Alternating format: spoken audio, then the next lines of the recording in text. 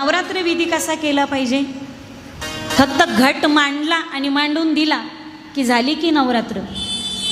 फक्त घरात घट मांडून चालत नाही, तर 9 दिवसामध्ये कन्यापूजन सुद्धा सांगितले. शास्त्रशुद्ध नवरात्र उत्सव. श्रीमद देवी भागवत महापुराण ग्रंथात उल्लेख आले की नवरात्र विधी कसा केला पाहिजे, नवरात्र व्रत कसं केलं पाहिजे. भेंडी खाल्ली पाहिजे का, चक्की खाल्ली पाहिजे का, भोपळा खाल्ला पाहिजे का, देवीसमोर रास दांडिया गरबा हे केलं पाहिजे का, हे मी सांगते, तुम्ही ऐका. नवरात्र विधी कसा करावा. खरं तर आपल्याकडे प्रत्येक सण हा काहीतरी लॉजिक घेऊन येतो. प्रत्येक गोष्टीला आध्यात्मिक कारण आहे, तसं सायंटिफिक रिझन, ते वैज्ञानिक कारण सुद्धा आहे. नवरात्र वर्षातून 4 असतात.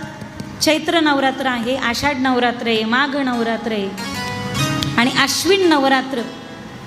वर्षातून 4 वेळा नवरात्र येतात. पण महाराष्ट्रामध्ये उत्साहात साजरी केली जाणारी नवरात्र म्हणजे ही अश्विन महिन्यातली शारदी नवरात्र.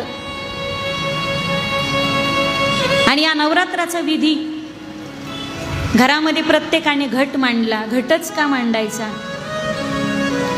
कारण घट हे नरदेहाचं प्रतीक आहे आणि त्या मडक्याचं, गाडग्याचं, सुगड्याचं आणि आपल्या शरीराचं खूप जवळचं नातं आहे, फार जवळचं नातं आहे. या शरीराला घट म्हटले. तुम्ही पूर्वी लेकरू जन्माला आलं की अतिशय हा जवळचा प्रश्न आहे. जन्माला आल्यापासून गाडगं माणसाच्या सोबतच असतं, तुम्ही किती नाकारा.